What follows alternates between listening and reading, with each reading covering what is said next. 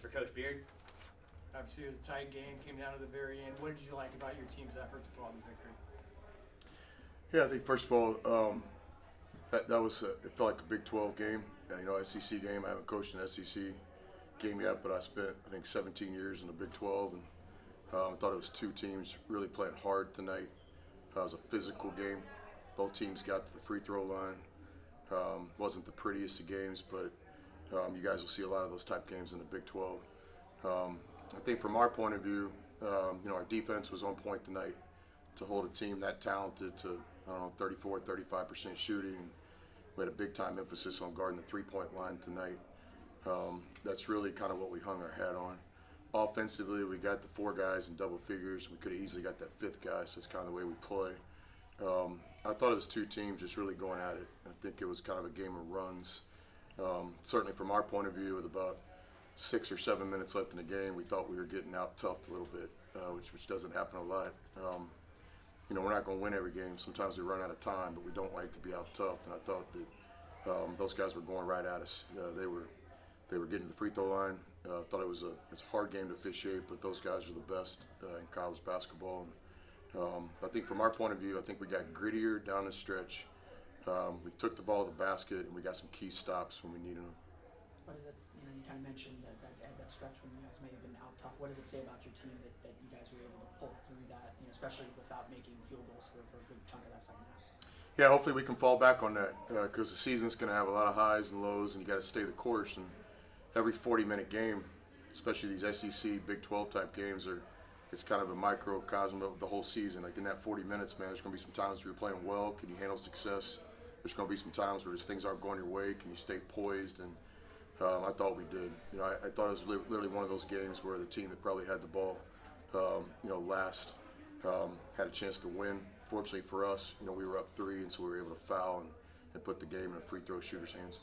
There were a couple of plays that shifted the momentum in UCF's favor. How did you focus your team back down and take the lead? Well, first thing is we just had great respect for the opponent. Coach has been doing this a long time. I told him today before the game when we shook hands, I've studied his team for a long time. And his teams always have an identity offensively and defensively. And obviously they got great talent on this year's team. Like all of us in college basketball, we're all trying to figure it out. Everybody's kind of got a new team for the most part. And I predict that'll be a good team. That team will be competitive in the Big 12 and have a chance to win some games in the league, no doubt. From our point of view, though, we just tried to stay the course. We had a lot of respect for the opponent. We knew they were going to throw some punches. We knew there was going to be some times where we were going to have to just kind of dig in, and I thought that's exactly what we did. You spent a lot of time in the Big 12 through the years, Texas Tech and Texas. What will conference play be like for UCF going into the league next month? Well, again, in a lot of ways, it'll be like tonight. You're going to see a lot of teams come in here that are going to play extremely hard. There's going to be great players on the floor every night, and so I thought, tonight was a night where both teams get to the free throw line over 20, 25 times. That's what it felt like to me. And victory is going to favor the most aggressive team in the SEC and in the Big 12 and in BCS basketball. And tonight, I think that's probably a pretty good game for the fans to go to because you had two teams playing super aggressive. That it just came down to maybe we made a couple more plays than they did. What's going through your mind on the final play of the game? UCF steals the ball, then shot gets blocked, and they don't get the second shot off in time. Like, what's going through your mind? Yeah, it's definitely disappointed in our execution of our late game press breaker. Some of that's on me.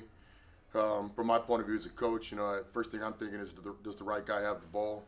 Are the right guys trying to get open? So I felt comfortable. I also wanted to save those timeouts because I thought we might need one late. And so a couple of them are just poor plays. We'll just have to get back and study that and get better at it. But then give them credit. It wasn't just like we were out there kind of folding. Their defense got very aggressive late game. We knew that. This team, Central Florida's had some good comebacks. They've used that press late in the game in several of their games so far this season. So believe it or not, even though it didn't look like it, we were prepared for that moment. We just didn't execute it, and that starts with me. You've got the Bob Knight script on your pullover. I know you spent a lot of time with him at Texas Tech. I know you probably asked this question a few weeks back, but what did Bob Knight mean to you? Yeah, it meant everything to me. Second to my own father. He made a bigger impact on my life, him and Pat. Gave me a chance when I was a junior college coach years ago when others wouldn't. It's like getting a PhD and coaching every day. just a great family, and I'm really proud to be associated with Coach, and I always will be. You mentioned UCF kind of in the second half. It seemed like they pressed up the intensity there. How do you tell your team to match that intensity and that toughness that you were talking about, how they were toughing you out in that second half? Yeah, our timeouts, there wasn't a lot of scheming going on. We were literally just having conversations, exactly what you said. Like, guys, we're getting a punch from a really good, well-coached team here. I thought we got in the middle of the second half, we were just settling for too many jump shots. Defensively, our help wasn't there. It's a really hard team to guard one-on-one. They will be all year long. They got really dynamic players. So our game plan tonight was to have a help defense. We did a lot of good things, but certainly there were some possessions we'd like to have come back to us. You're 9-0 now. You're still a work in progress, as you mentioned with the team. How do you evaluate your team game by game, where they're still learning each other, but you're finding ways to win, but yet there's room for improvement?